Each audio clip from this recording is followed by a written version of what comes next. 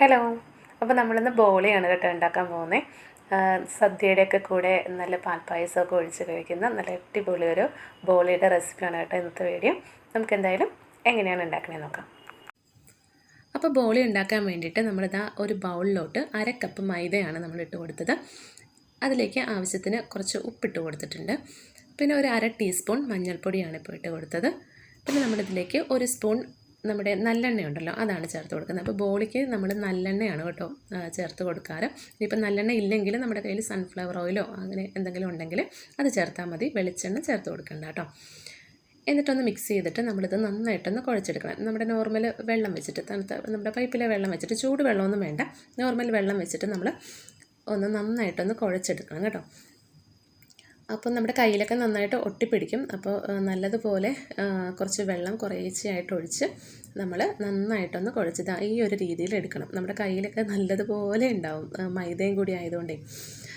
അപ്പോൾ നമ്മളിത് മൈദയൊക്കെ നന്നായിട്ട് കുഴച്ച് എടുത്തിട്ടുണ്ട്. ഇനി നമ്മളിതിലേക്ക് നല്ലെണ്ണ വീണ്ടും നല്ല രീതിയിൽ ഒഴിച്ചു കൊടുക്കണം കേട്ടോ. അപ്പോൾ കാണുമ്പോൾ നമ്മൾ പേടിക്കുകയൊന്നും വേണ്ട. ഈ എണ്ണയൊന്നും നമ്മൾ എടുക്കില്ലേ, നന്നായിട്ട് ഊറ്റി കളഞ്ഞിട്ട് മാത്രമേ നമ്മൾ ഇത് ഉണ്ടാക്കുകയുള്ളൂ. പക്ഷേ ഈ മാവ് മുങ്ങിക്കിടക്കുന്ന രീതിയിൽ നന്നായിട്ട് നമ്മൾ എണ്ണ ഒഴിച്ചു കൊടുക്കണം. അപ്പോൾ ഇതേപോലെ ഒന്ന് സ്പൂണ് വെച്ചിട്ടൊന്ന് പരത്തി കൊടുത്തു കഴിഞ്ഞാൽ നന്നായിട്ട് മുങ്ങിക്കിടക്കുക കേട്ടോ എണ്ണയിൽ. അപ്പോൾ ഇതാ നല്ല രീതിയിൽ നമ്മൾ പരത്തി കൊടുത്തിട്ടുണ്ട്. നന്നായിട്ട് എണ്ണ മുങ്ങിക്കിടക്കുന്ന രീതിയിൽ തന്നെ ഒഴിച്ചു കൊടുക്കണേ.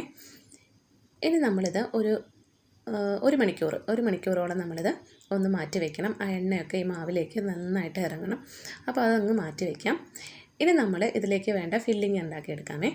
അപ്പോൾ അതിന് കടലപ്പരിപ്പാണ് കേട്ടോ വേണ്ടത്. അപ്പോൾ ഞാൻ 1/2 കപ്പ് കടലപ്പരിപ്പ് എടുത്തിട്ടുണ്ട്. അപ്പോൾ ഈ ഒരു പരിപ്പാണ് എല്ലാവരും കണ്ടിട്ടുണ്ടാവും അല്ലേ. ഈ ഒരു രീതിയിൽ കടലപ്പരിപ്പ് നമ്മൾ സൂപ്പർ മാർക്കറ്റിലൊക്കെ വാങ്ങിക്കാൻ കിട്ടും. ഇനി നമ്മളിത് ഒരു കുക്കറിലേക്ക് ഇട്ട് കൊടുക്കാം. എന്നിട്ട് ഒരു 1/2 ടീസ്പൂൺ മഞ്ഞൾപ്പൊടി ഇട്ട് കൊടുക്കാം.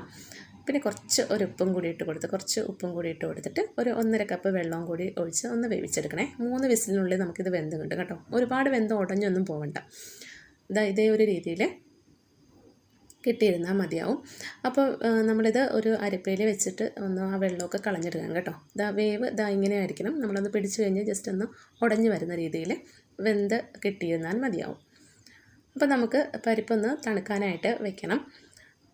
അപ്പോൾ ഈ അരിപ്പയിലിരുന്നിട്ട് വെള്ളം നല്ലതുപോലെ ഊറി അങ്ങ് പോകണം കേട്ടോ. അപ്പോൾ നമ്മുടെ പരിപ്പൊക്കെ നന്നായിട്ട് തണുത്തിട്ടുണ്ട്. കൈ കൊണ്ട് പിടിക്കാൻ പറ്റുന്ന ഒരു പാകമായിട്ടുണ്ട്. ഇനി നമ്മളിത് ചെറിയ ജാറുണ്ടല്ലോ മിക്സിയുടെ, അതിലേക്ക് കുറേശ്ശെയായിട്ട് ഇട്ട് കൊടുത്തിട്ട് നമുക്കിതൊന്ന് അരച്ചെടുക്കണം. ശരിക്കും പറഞ്ഞാൽ ഒന്ന് പൊടിച്ചാണ് എടുക്കേണ്ടത്. അധികം തരിയൊന്നും ഇല്ലാത്ത രീതിയിൽ നന്നായിട്ടൊന്ന് ഇതേപോലെ ഒന്ന് പൊടിച്ചെടുക്കേണ്ടതായിട്ടുണ്ട് കേട്ടോ. അപ്പോൾ കൈ കൊണ്ട് പിടിച്ചു കഴിഞ്ഞാൽ ഇതേപോലെ വരണം. നമ്മൾ വെള്ളമൊന്നും ചേർത്ത് കൊടുക്കുകയും ചെയ്യരുത്. വെള്ളത്തിൻ്റെ അംശം ഒട്ടും തന്നെ ഉണ്ടാവാൻ പാടില്ല കേട്ടോ. ആ ഒരു രീതിയിൽ വേണം നമ്മളിത് അരച്ചെടുക്കാൻ വേണ്ടിയിട്ട്. ഇനി നമുക്കിതിലേക്ക് ഒരു 1/2 കപ്പ് പഞ്ചസാര കൂടി ഒന്ന് പൊടിച്ച് ചേർത്ത് കൊടുക്കണം. അപ്പോൾ പഞ്ചസാരയിലേക്ക് 4 ഏലക്കയും കൂടി ഇട്ട് കൊടുത്തിട്ടൊന്ന് പൊടിച്ചെടുത്തിട്ടുണ്ടേ. ഇനി നമുക്കൊരു പാൻ എടുക്കാം. അതൊന്ന് സ്റ്റൗവിൽ വെച്ച് കത്തിച്ചതിന് ശേഷം നമ്മൾ ആ പൊടിച്ച് വെച്ച പരിപ്പും അതുപോലെ തന്നെ പഞ്ചസാരയും നമ്മളൊന്ന് അരിച്ച് ചേർക്കണം കേട്ടോ. ഏലക്കായൊക്കെ ഇട്ടതുകൊണ്ട് തന്നെ ചിലപ്പോൾ നല്ല തരി ഉണ്ടാവില്ല. അപ്പോൾ ഒന്ന് അരിച്ച് ചേർക്കുന്നത് നന്നായിരിക്കും. ഇനി നമ്മളിതിലേക്ക് 1 സ്പൂൺ നെയ്യും കൂടി ചേർത്തിട്ട് നന്നായിട്ടൊന്ന് മിക്സ് ചെയ്തെടുക്കണം കേട്ടോ. ഈ പഞ്ചസാരയൊക്കെ നല്ലതുപോലെ ഉരുകി ഈ പരിപ്പിലേക്ക് നന്നായിട്ട് ചേർന്ന് വരണം. അപ്പോൾ ഒന്നുകൂടി ഒന്ന് ലൂസാകും കേട്ടോ പരിപ്പ്. ആ പഞ്ചസാരയൊക്കെ ഒന്ന് അലിഞ്ഞ് ഇതിലേക്ക് ചേരുമ്പോഴത്തേക്കും.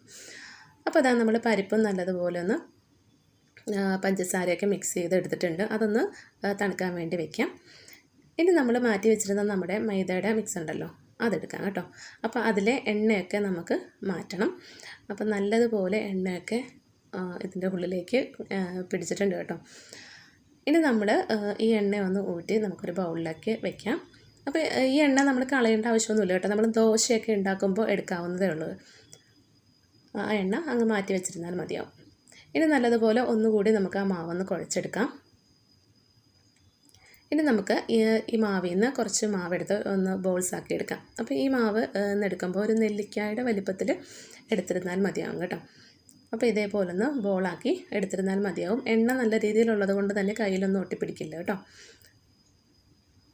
ഇനി നമുക്ക് നമ്മൾ തണുക്കാൻ വെച്ചിരുന്ന കടലയുണ്ടല്ലോ, കടല മാവ്, അപ്പോൾ അതും കൂടി ഇതേപോലെ ഒന്ന് ഉരുട്ടി വെക്കണം. ഇതൊരു നാരങ്ങയുടെ വലിപ്പത്തിൽ വേണം. അപ്പോൾ അതായത് നമ്മൾ മൈദയുടെ മാവ് എടുക്കുമ്പോൾ ഒരു നെല്ലിക്ക വലിപ്പത്തിലും നമ്മൾ കടലപ്പരിപ്പിൻ്റെ മാവ് എടുക്കുമ്പോൾ ഒരു നാരങ്ങ വലിപ്പത്തിലും വേണം എടുക്കാൻ വേണ്ടിയിട്ട്. അപ്പോൾ മൈദയുടെ മാവ് ചെറിയതായിരിക്കണം, കടലപ്പരിപ്പിൻ്റെ റോള് കുറച്ച് വലുതായിരിക്കണം. സ്റ്റഫ് ചെയ്യുമ്പോൾ അധികം ഉണ്ടാവേണ്ടത് കടലപ്പരിപ്പിൻ്റെ ടേസ്റ്റ് ആയിരിക്കണം. അപ്പോൾ മൈദ വളരെ കുറച്ച് മതി, ഒരു നൈസ് ലെയറായിട്ട് വന്നിരുന്നാൽ മതിയാവും. ഒരുപാട് കട്ടിയിൽ നമ്മളിതുപോലെ കോട്ട് ചെയ്ത് കൊടുക്കണ്ട, വളരെ നൈസായിട്ടൊന്ന് കോട്ട് ചെയ്ത് കൊടുത്തിരുന്നാൽ മതിയാവും. നമുക്ക് ടേസ്റ്റ് അധികം മുന്നിട്ട് നിൽക്കേണ്ടത് ആ കടലപ്പരിപ്പിൻ്റെയും പഞ്ചസാരയൊക്കെ മിക്സ് ചെയ്തിട്ടുള്ള അതുണ്ടല്ലോ, അതായിരിക്കണം മുന്നിട്ട് നിൽക്കേണ്ടത്. അതുകൊണ്ട് തന്നെ നമ്മൾ മൈദ എടുക്കുമ്പോൾ ചെറിയൊരു ബോളിലാക്കി എടുത്തിരുന്നാൽ മതിയാവും കേട്ടോ. എന്നിട്ട് നമ്മളിത് അതേപോലെ ഒന്ന് സ്റ്റഫ് ചെയ്ത് എടുത്തിരുന്നാൽ മതി. അപ്പോൾ എണ്ണയൊക്കെ ഉള്ളത് കൊണ്ട് തന്നെ കയ്യിലൊന്നും നന്നായിട്ട് ഒട്ടിപ്പിടിക്കത്തൊന്നുമില്ല കേട്ടോ. നമ്മൾ നല്ലതുപോലെ എണ്ണയിൽ മുക്കി വെച്ചിരുന്നതായിരുന്നല്ലോ മൈദയുടെ മാവ്, അപ്പോൾ അതുകൊണ്ട് തന്നെ കയ്യിൽ ഒട്ടി പിടിക്കത്തേ ഇല്ല കേട്ടോ. എന്നിട്ട് ഇതേപോലെ നമ്മൾ ചപ്പാത്തിക്ക് കുഴച്ചിട്ട് നമ്മൾ പരത്താൻ വേണ്ടി എടുക്കില്ലേ, അതേപോലെ ഒന്ന് ആക്കി കൊടുക്കണേ. ഈ ഒരു രീതിയിൽ എടുത്തിരുന്നാൽ മതിയാവും. അങ്ങനെ നമുക്ക് മുഴുവനായിട്ടും ചെയ്തെടുക്കാം കേട്ടോ. അപ്പോൾ പ്രത്യേകം ശ്രദ്ധിക്കണം, നമ്മൾ കടലപ്പരിപ്പിൻ്റെ ആ ഒരു മിക്സ് ഉണ്ടല്ലോ, അതായിരിക്കണം കൂടുതലായിട്ട് വലിയ ബോളാക്കി എടുക്കേണ്ടത്. മൈദയുടെ ആ ബോള് അതിലേക്കാട്ടിലും ചെറിയ ബോൾസാക്കി എടുത്തിരുന്നാൽ മതിയാവുമേ. അപ്പോൾ നമ്മൾ എല്ലാം ഇതേപോലെ അങ്ങ് എടുത്തിട്ടുണ്ട്. ഇനി നമുക്കൊരു ചപ്പാത്തിയുടെ പലകയുണ്ടല്ലോ, ചപ്പാത്തി ഉണ്ടാക്കാൻ വേണ്ടി എടുക്കുന്ന ആ ഒരു പലകയിൽ വെച്ചിട്ട് നമുക്കിതൊന്ന് പരത്തിയെടുക്കാം. അപ്പോൾ പരത്താൻ വേണ്ടിയിട്ട് നമ്മളിവിടെ എടുക്കുന്നത് അരിപ്പൊടിയാണ് കേട്ടോ. അരിപ്പൊടി വെച്ചിട്ടാണ് നമ്മൾ ഇതിൽ മുക്കിയെടുത്തിട്ട് നമ്മളൊന്ന് പരത്തിയെടുക്കണം. അപ്പോൾ ഇതേപോലെ അങ്ങ് പരത്തിയെടുത്താൽ മതിയാവും. പൊട്ടിപ്പോവാതെ നമ്മൾ വളരെ ശ്രദ്ധിച്ച് വേണം ഇത് പരത്തിയെടുക്കാൻ വേണ്ടിയിട്ട്.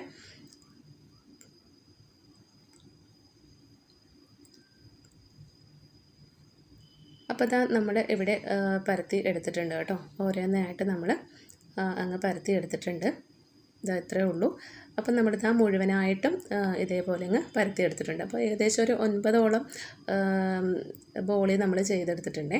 ഇനി നമ്മൾ ചൂടായ ഒരു പാനിലോട്ട് ഇടുക, തിരിച്ച് മറിച്ച് വിട്ടിട്ട് നമ്മളിതൊന്ന് വേവിച്ചെടുക്കണം. അപ്പോൾ നമ്മൾ ഒരു സൈഡൊന്ന് ആയി കഴിയുമ്പോൾ തിരിച്ചിടാം.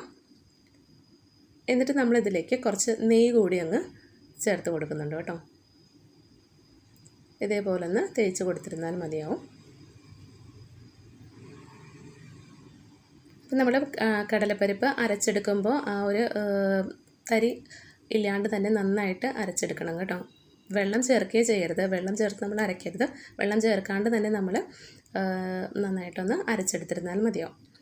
അപ്പോൾ നമ്മൾ ഒരു സൈഡായപ്പോൾ നമ്മൾ നെയ്യൊക്കെ തേച്ച് മുഴുവനായിട്ടും നമ്മൾ ചെയ്തെടുത്തിട്ടുണ്ട് കേട്ടോ, ഇതേ ഒരു രീതിയിൽ. അപ്പോൾ നല്ല അടിപൊളി ടേസ്റ്റി ആയിട്ടുള്ള ബോൾ റെഡി ആയിട്ടുണ്ട്. നല്ല പാൽപ്പായസത്തിൻ്റെ കൂടെ കഴിക്കാൻ വേണ്ടിയിട്ട് സൂപ്പറാണ് കേട്ടോ. അപ്പോൾ ട്രിവാൻഡ്രം സൈഡിലൊക്കെ സദ്യക്കൊക്കെ വിളമ്പുന്ന ഒരു ഐറ്റമാണ് കേട്ടോ ഈ ബോളിയും പാൽപ്പായസവും എന്ന് പറയുന്നത്. ഒരു ഒഴിച്ചു കൂട്ടാൻ പറ്റാത്ത ഒരു ഐറ്റമാണ് കേട്ടോ ബോളിയും പാൽപ്പായസവും. അപ്പോൾ ഇതുവരെ ഉണ്ടാക്കി നോക്കാത്തവരുണ്ടെങ്കിൽ ഉറപ്പായിട്ടും ഒരു തവണയെങ്കിലും ഒന്ന് ചെയ്ത് നോക്കണം കേട്ടോ. ബോളി ഉണ്ടാക്കുന്ന കുറച്ച് ടൈമേ ഉള്ളൂ, കടലപ്പരിപ്പും കാര്യങ്ങളൊക്കെ ഒന്ന് വേവിച്ചെടുക്കാനും ഉള്ള ടൈമേ ഉള്ളൂ. പക്ഷേ ഒരു തവണയെങ്കിലും നമ്മളിതിൻ്റെ ടേസ്റ്റ് ഒന്ന് അറിഞ്ഞിരിക്കണം കേട്ടോ. അപ്പോൾ വീഡിയോ ഇഷ്ടമെങ്കിൽ ഒന്ന് സബ്സ്ക്രൈബ് ചെയ്ത് സപ്പോർട്ട് ചെയ്യാൻ മറക്കല്ലേ. Okay, thank you.